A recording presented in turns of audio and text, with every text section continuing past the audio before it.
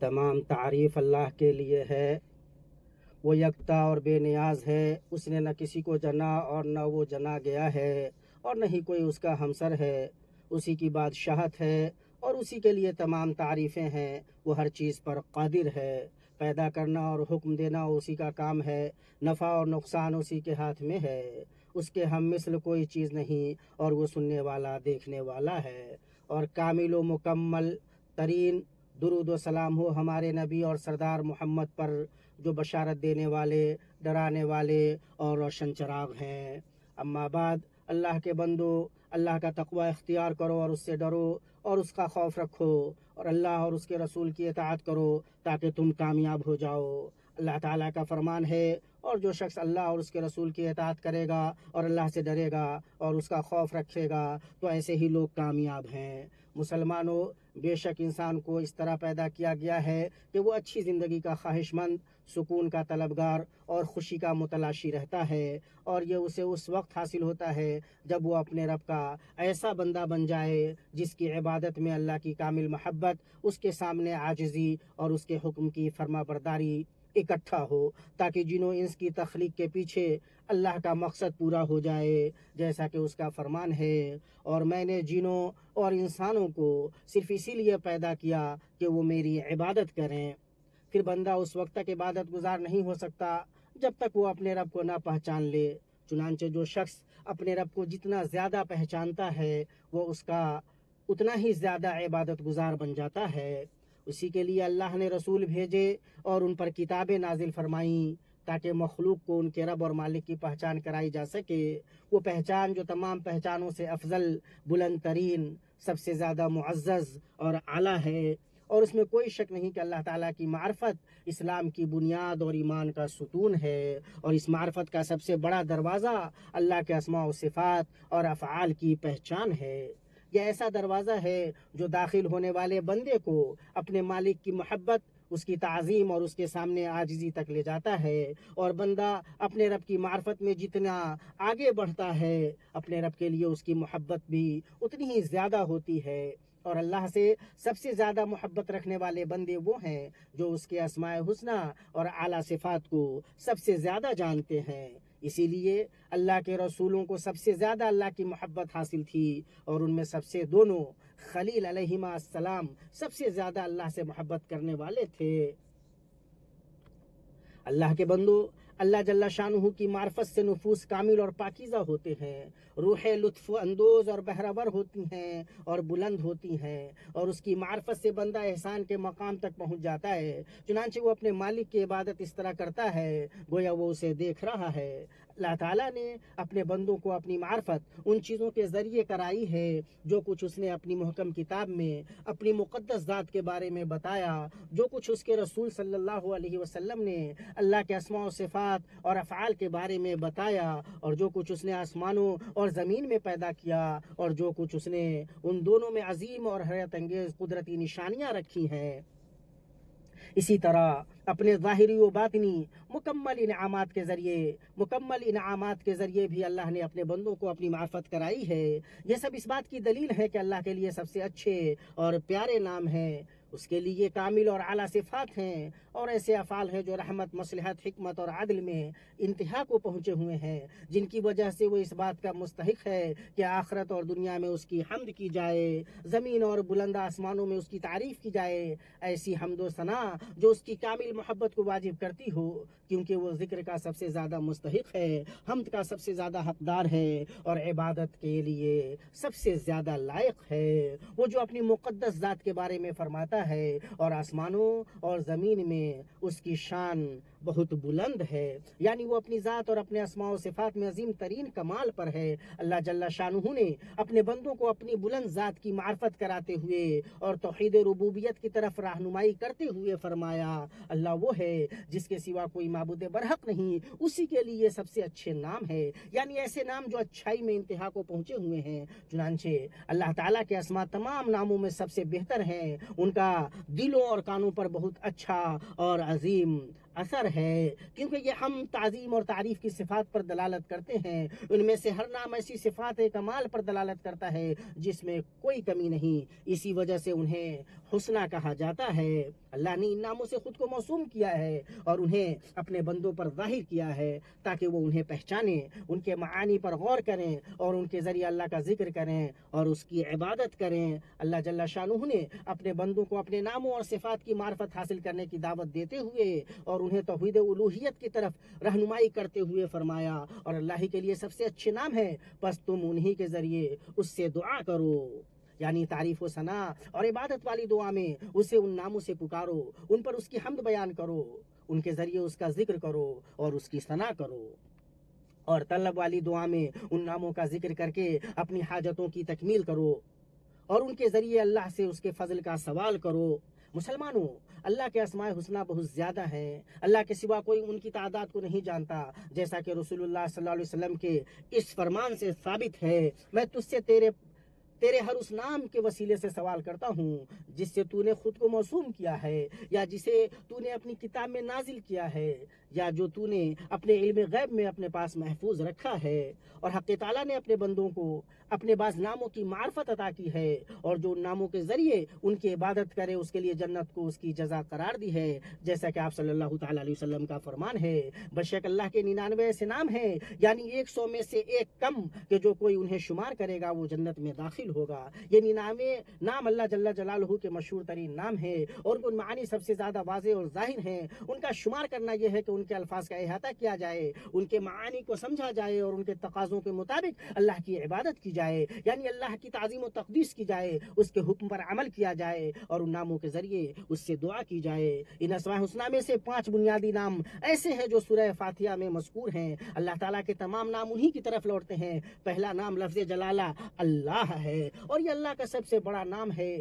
جو تمام اسماء حسنہ اور اعلیٰ صفات کے معانی کا جامع ہے۔ اس کا معنی ہے وہ معبود و الہ جو اپنی تمام مخلوقات پر الوہیت اور عبودیت کا حق رکھتا ہے، جس کی تمام مخلوق محبت، تعظیم اور عاجزی کے ساتھ عبادت کرتی ہے۔ اللہ نے اپنی تمام مخلوق کو اس بات سے منع کر دیا ہے کہ وہ اس نام سے خود کو موسوم کریں یا اس کے سوا کسی اور کو اس نام سے پکارا جائے۔ اللہ نے اسے ایمان کی پہلی کڑی، اسلام کا ستون، حق اور اخلاص کا کلمہ قرار دیا ہے۔ اسی نام سے فرائض کا آغاز ہوتا ہے، قسمیں ثابت ہوتی ہیں، شیطان سے پناہ مانگی جاتی ہے، اور اسی نام سے چیزوں کا آغاز اور اختتام کیا جاتا ہے۔ اس کا نام بابرکت ہے، اس کے سوا کوئی معبود برحق نہیں۔ دوسرا نام الرب، یعنی جس کے لیے ربوبیت کے وہ تمام مفاہیم و معانی ہے جن کی بنا پر وہ الوہیت کا مستحق ہے، اور تمام صفات کمال اور تمام تعریفیں ہیں۔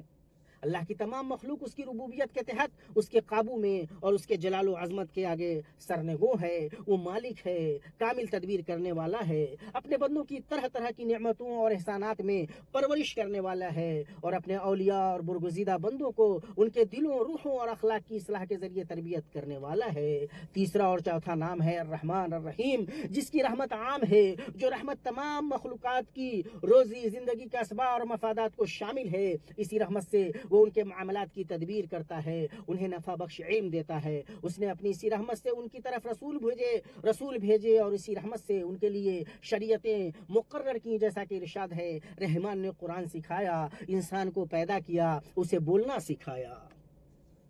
اللہ نے اس نام کو اپنے سب سے بڑے نام کے برابر رکھا ہے، جیسا کہ اس کا فرمان ہے، کہہ دو کہ تم اللہ کو پکارو یا رحمان کو پکارو، جس نام سے بھی پکارو سب اچھے نام اس کے ہیں۔ اللہ نے اسلام کو اپنی ذات کے ساتھ مختص کیا ہے اور اپنے بندوں پر اس نام کو رکھنے کو حرام قرار دیا ہے، اور وہ رحیم ہے جو دنیا اور آخرت میں مومنین اور اپنے متقی اولیاء کے ساتھ خاص رحمت والا ہے، جیسا کہ وہ فرماتا ہے، اور وہ مومنین پر بہت مہربان ہے۔ اسی رحمت سے اس نے انہیں اپنی عبادت کی ہدایت دی اور اپنی اطاعت کے لیے خاص کیا، اور اسی رحمت سے انہیں اس جنت میں داخل کرے گا جو کہ اس کی رحمت ہی ہے، جیسا کہ اس کا فرمان ہے، اور سفید چہرے والے اللہ تعالیٰ کی رحمت میں داخل ہوں گے اور اس میں ہمیشہ رہیں گے۔ اور حدیث قدسی میں فرمایا، بے شک تو جنت میری رحمت ہے، اس کے ذریعے میں جس پر چاہوں گا رحم کروں گا۔ 5واں نام ہے مالک یعنی وہ جو روزے جزا کا مالک ہے، جو طاقتور بادشاہ ہے، جس کے لیے آسمان و زمین اور ان کی تمام چیزوں کی بادشاہت ہے، تدبیر، امر و نہیں اور جزا کے اعتبار سے اسے دنیا اور آخرت میں مطلق بادشاہی حاصل ہے۔ دنیا میں موجود تمام لوگ اس کے بندے اور غلام ہیں، اس کے لیے بادشاہی کے وہ تمام معانی و مفاہیم ہیں جن کی بنا پر وہ ان اسماء الحسنی کا مستحق ہے، جیسے المہیمن، العزیز، الجبار، المتکبر، العظیم، الجلیل، الکبیر، الخافض، الرافع، المعز، المذل، الحکم، العدل، المتعال۔ مومن اور مسلم بھائیوں، اللہ جل شانہ کو اپنے اسماء و صفات محبوب ہیں، اور وہ اس شخص سے محبت کرتا ہے جو ان سے محبت کرے، ان کے ذکر سے اپنی زبان کو تر رکھے اور ان کے ذریعے اللہ کی حمد و ثنا بیان کرے، جیسا کہ عائشہ رضی اللہ عنہا کی حدیث سے ظاہر ہے کہ رسول اللہ صلی اللہ علیہ وسلم نے ایک آدمی کو ایک سریہ یعنی جنگ میں بھیجا، وہ اپنے ساتھیوں کو نماز پڑھاتا تھا تو اپنی نماز میں قل اللہ احد پڑھ کر ختم کرتا۔ جب وہ لوگ واپس آئے تو انہوں نے نبی صلی اللہ علیہ وسلم سے اس کا تذکرہ کیا تو آپ صلی اللہ علیہ وسلم نے فرمایا اس سے پوچھو کہ وہ ایسا کیوں کرتا ہے۔ لوگوں نے اس سے پوچھا تو اس نے کہا کیونکہ یہ سورہ رحمان کی صفت ہے اور میں اسے پڑھنا پسند کرتا ہوں۔ آپ صلی اللہ علیہ وسلم نے فرمایا اسے بتا دو کہ اللہ اس سے محبت کرتا ہے۔ بخاری و مسلم۔ اللہ تعالیٰ مجھے اور آپ سب کو اپنی روشن کتاب کے طریقے اور اپنے امانت دار نبی کی سنت سے نفع پہنچائے۔ میں اپنی یہ بات کہتا ہوں اور اپنے لیے اور آپ سب کے لیے اللہ سے مغفرت طلب کرتا ہوں۔